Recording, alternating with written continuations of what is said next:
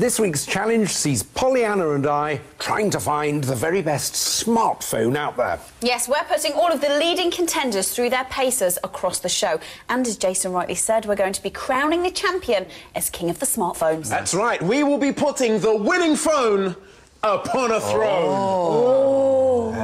Check it out. Huh? Our first stop was a slippery, wet karting track to test the phone's usability. Included was a smoking hot hatch, complete with a precision stunt driver. Me in a high-vis jacket holding a stopwatch. And Pollyanna in a rather fetching jumpsuit. Now, Polly, here's what's going to happen. You're going to sit in the passenger seat of this Alpha while Sam here is going to drive you around this tight racing circuit as fast as he can at breakneck speed. Breakneck speed? Exactly. And when I say go, I want you to turn the phones on, get on the internet and find out the exact date the phones were launched on the UK market and then text that information to me as quickly as possible. So I've got to do all of that and try and keep my breakfast down? Exactly. It'll be huge fun. Joining me in the car were 4 of the latest smartphones. The iPhone 4, the Nexus S, the HTC HD7 and the Blackberry Torch. John would be timing me and the phone that took the longest would be eliminated. 3, 2, 1, go! As I screeched off the start line, I quickly turned on the phones, and as I tried to hold down my bacon, I noticed a real difference in response times. Oh, now that came on immediately. The Blackberry Torch sprung to life first in a rapid 3 seconds. But the iPhone 4 was the slowest, taking 37 seconds. God, we're like half a lap round. Still hasn't loaded. Still got the apple. Once up and running, I logged onto Wikipedia and tried to find out each phone's release date. But being thrown around like a rag doll in a tumble dryer made typing very difficult on the Blackberry Torch. This keypad's horrendous. Right, how do I do this? The Nexus S was the easiest to type on thanks to large illuminated lettering. It's a really bright screen, actually, really easy to look at. And it was easily the quickest to render internet pages. I've got the information up already. And the date is December the 22nd, 2010. The iPhone 4 was second to bring up a search result. OK, June the 24th, 2010. And the HTC HD7 with its huge 4.3-inch screen was third. It's taking a little while to render the internet page, unfortunately. And the date is October the 21st, 2010. Right, homepage. I need to get out of this, go into messaging. I wasn't doing too badly, but there was no sign of Sam slowing down on the corners. Going sideways while loading web pages and trying to text wasn't ideal. On all but the Blackberry, I'd found the release date without too much trouble, but I still had to text John the all-important info. Come on, come on, come on, load, load, load. The Nexus S's 1 GHz processor and snappy gingerbread software had the text message page loaded immediately. Composing a message and sending it to John. There he is in my phone book. Sent! It's done! I've done it! Job done! Oh, a text message, Nexus S, 2 minutes 42. Wow, that's good. The Nexus S had won our usability test in a great time of 2 minutes and 42 seconds. Not far behind was the iPhone 4. And send. In a time of 2 minutes and 53 seconds. The third phone to qualify was the HTC HD7. Come on. Got everything I'm having to tap about 2 or 3 times. Which limped over the line in a time of 3 minutes 12 seconds. Last and very much least was the Blackberry Torch. I can't send the message! Unbelievably, it took 5 excruciating minutes until I'd written the text. But just to top it off, I somehow ended up calling John and not texting him. August the 12th, 2010. Oh my God. Hey. This one has to be a goner, John. Blackberry. It does. Blackberry goes. Out of here. Good riddance. So the Blackberry's eliminated. Why couldn't you text on it? Do you know what? It's just extremely awkward using the keypad kind of in that situation. It would just wasn't clear. That's because you're not a BlackBerry user. I still think to anyone who already owns a BlackBerry, this is a massive leap forward. But, I mean, even compared to older BlackBerries, that keyboard is worse because all the keys are recessed. OK, yes, it is a recessed keyboard, but it's still better for existing BlackBerry users than using a touchscreen. We can use this, no really problem. interesting. This is what's happened over the last couple of years, right? People have become tribal about their gadgets, especially smartphones. If someone slags off your smartphone, you feel like it's a reflection of your own personality, It is don't very you? personal, yes, But you see, to see the BlackBerry banished from the kingdom in this week's hurt a little test, bit. it hurts, doesn't it? Look, this is a hot area, and we want your opinions. What do you think about the tests we've done? Which are the best handsets? Which are the best ways to enter your content? Let us know. Welcome back, and this week these two are on a mission. Yes, we are on a quest to find a smartphone that will rightfully take its place on this and be proclaimed the king of the smartphones. Polly speaks the truth, I tell you. The first of all was the BlackBerry, and now there are 3. So which will be the next to go? Yes, indeed. Place your bets, because the next challenge is all about which of these multifaceted little works of technological genius can do the best job of replacing your camera. We're talking taking pictures. Smile, guys. Cheese. Cheese. Nice. And you, Polly? We have 3 phones left to test: the iPhone 4, the Nexus S and the HTC HD7. And for the next part of the challenge, we enlisted the help of one of Britain's most popular bands, the Hoosiers, who had agreed to let Polly and I take some promo stills and film a live performance of their new single. You might be surprised how good a picture you get with 5 megapixels, an LED flash and a tiny lens these days. We don't want to be surprised, John. We want to be flabbergasted. Our first photograph will be taken outside against a bright graffiti wall to test close focusing and colour reproduction. I had the task of directing the photo shoot, whilst John would be taking the pictures. It's actually not too bad. Can you make me look really tall so when I do meet people, they always go, oh, I thought you were much taller. The 5 megapixel HTC HD7 was up first, and I was instantly disappointed. Why this thing is very slow to focus? Despite having autofocus, I was really struggling to get a crisp picture, and the majority of the snaps lacked vibrancy with rather dull skin tones. Can I try something bold for this Yes, shot? I was please. just thinking maybe like that. The Nexus S wasn't much better. Its serious shutter delay meant it wasn't great for capturing the moment. However, thanks to its accurate autofocus, I was soon grabbing some sharp, colour-rich 5 megapixel close-ups. It's like having my own child. It's like, come on, put your coat together, stand up straight. The iPhone 4, like the others, has a 5 megapixel sensor, but also has a special tap-to-focus feature. What? I love the way you can actually just tap on the screen and it adjusts the exposure and the focus to the point you tap. But with no manual shooting settings, we felt the photos, albeit colourful, struggled to replicate natural skin tones. So our stills test was now over, and leading the way was the Nexus S. Next up was a video quality test, and we were in for a special treat. The guys are just getting ready to give us a very special acoustic session of their new single, Bumpy Ride. And me and John are going to make them a video using our phones. How does it feel to spit out sunny skies? With an identical subject, setting and lighting, this was a great controlled test for our 3 smartphones. This time we both filmed the performance on all 3 phones from all angles, capturing wide shots, close-ups and plenty of movement to really push the phone's capabilities to the max. I even became an honorary Hoosier for a chorus or 2.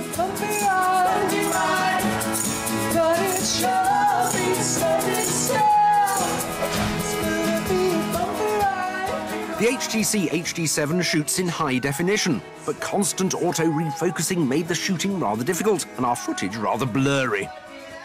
It looks like it has an effect because it's sort of grainy, but It is, isn't it? Yeah. Which can work, I guess, but it doesn't look like a very sharp picture. It's just the fact that it doesn't handle movement very well, which is maybe worrying.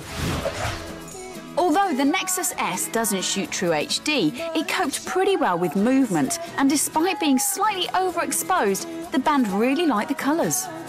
Oh, now we're cooking. This is great. This is better than real life.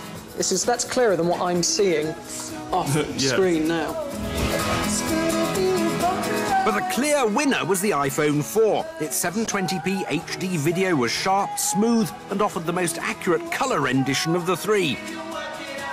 This is extremely impressive. It really is. You can see how it can handle the bright background and the foreground without sort of throwing a wobbly and giving you a horribly overexposed looking picture. That's much better. There's quite a bit more warmth in this as well, actually, in terms of skin tone. Our thorough second smartphone challenge was complete, and the results were clear. The Nexus S had produced the best photos, while the iPhone 4 had produced the best video. And there was one clear loser, the HTC HD7.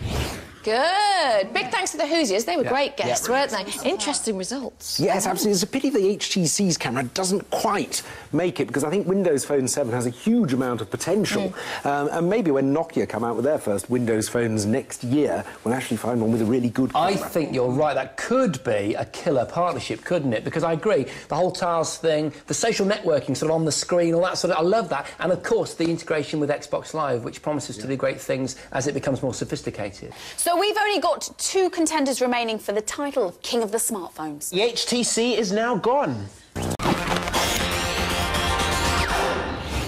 Welcome back to the Gadget Show, and not just any old Gadget Show, a special one, a royal one. Yeah, and it's not just any old royal one, hey, like a wedding or something like that.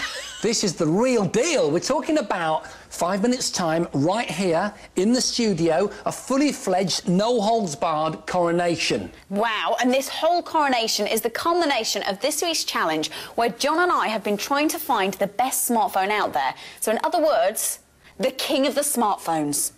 The BlackBerry and the HTC have already fallen out of the running, and they've been banished from the kingdom, which leaves us with these two as finalists, the iPhone 4 and the Nexus S. Which one will take its pride of place on the smart throne? Nice! Hey? Thanks very much. Going into the final challenge, only 2 phones remained, the iPhone 4 and the Nexus S. And we were summoned to central Birmingham to receive some interesting instructions. Dear Polly and John, in this, the final test, you must each take a phone and go head-to-head in an apps-based challenge. You must both complete a series of tasks that will prepare and eventually lead you to a lavish meal at Birmingham's Aston Hall mansion. However, there's only enough food for one of you, so be quick. P.S. Before you start squabbling, which we wouldn't, John will use the iPhone and Polly will use the Nexus S. So, the stage was set. It was me and the iPhone 4 versus Polly and the Nexus S. Our destination was Aston Hall, but our first clue was, well, Estás vestido de... definitely foreign. No comprende. Possibly Spanish. Do you think? It was indeed Spanish, and we needed an app for it. No estas. I began by trying one you speak into. Now dance Tintado Luna. Having failed spectacularly, I settled on Google Goggles, a free service which can translate foreign text. So all I have to do is take a photo of the Spanish words, and a web link appears with the translation options. You're not dressed appropriately for a glamorous dinner we have prepared for you. You need to get smart style clothing for the night. It's a little bit harsh. I thought it would look all right. On the iPhone's App Store, which contains over 350,000 applications, I found Word Lens. Word Lens uses augmented reality to translate text in real time. So as my phone camera lens scans the text, almost immediately it's translated.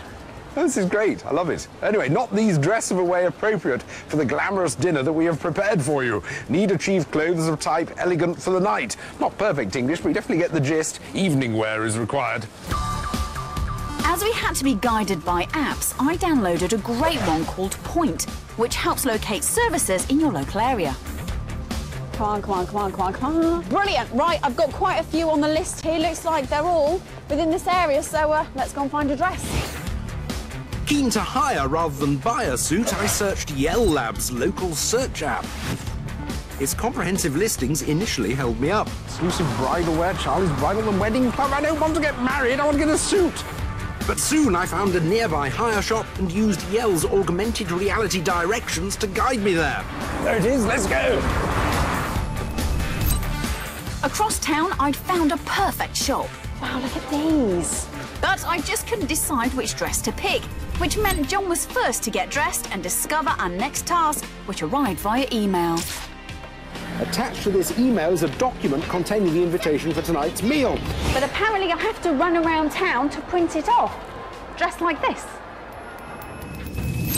To print our invitations, we both needed a Wi-Fi-enabled printer, and after some desperate searching, I blagged my way into an electrical store. And I'd struck lucky in a local business centre. Oh, fantastic. The iPhone 4 has a built-in app called AirPrint, which allows you to print wirelessly to a range of HP printers. And this is one of them. Having found and got connected to the HP printer, all I had to do was press send and wait. It's all very promising. Unlike John, I wasn't restricted to just one printer manufacturer. Using the PrinterShare app, you can connect to any Wi-Fi printer you like. It is printing my invite. And soon my invitation, like John's, was ready. It tells me dinner's at 7, it tells me where it is, and there's an interesting message at the bottom. A choice of transport awaits you in Victoria Square. Better try and get there before Polly. We each made a beeline across town. My heels were killing me, but as I turned the final corner, I had other issues. You have to be kidding me. John had beaten me. Oh, what? Could you drop by? What is all of this? You see, this is our choice of transport. And as I got here first, I've taken the liberty of choosing this rather splendid Watsonian Squire and Royal Enfield combination. So you're having this? Yes. So I guess the carriage is mine then? Yes, it's quite splendid actually, isn't it, really? Great. Horsepower, but not the kind I had in mind. Our final task was to navigate our vehicles/animals across Birmingham to reach the grand Aston Hall mansion some 4 miles away. I got away first and booted up NavFree, a free sat-nav that offers turn-by-turn navigation and voice guidance. However, we hadn't gone far before it made a serious error. It's saying right, but you can't go right. Let's go straight on and see what happens. Using Google Maps navigation, a turn-by-turn service free on Android phones that offers great 3D mapping, I was motoring, well, galloping. OK, we're going right on Lionel Street, if that's all right.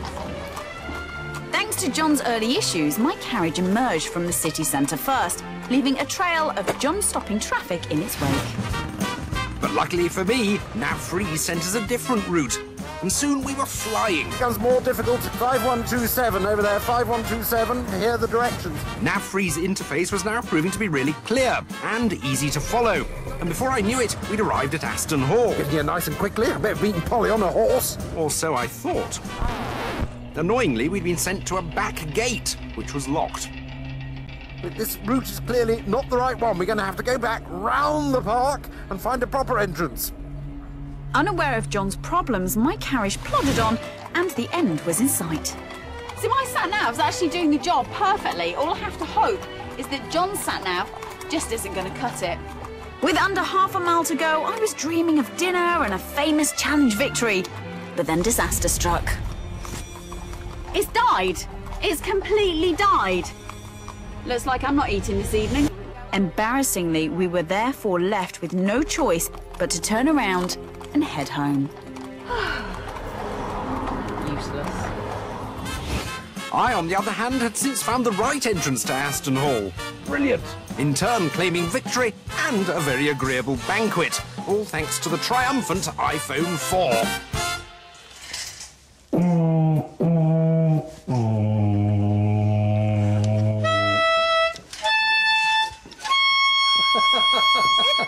I'm sorry. I don't know why. It's the trainers that are really making me laugh. It's the coordinated outfit. We've come as the trumpeters. We're heralding in a new... Like an old school flavour. Yeah.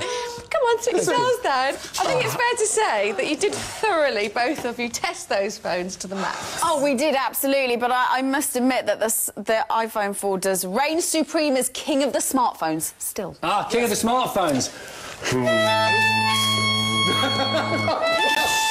But for how long, we don't know, because there's a new iPhone coming out in the summer, the iPhone 5. There's another one coming out.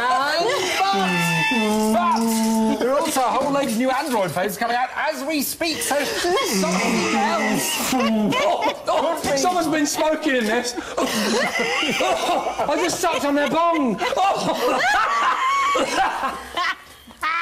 but it might not be on this throne for long. I don't think the throne will last long. I don't know. Let's pipe you out. See you next week. Bye.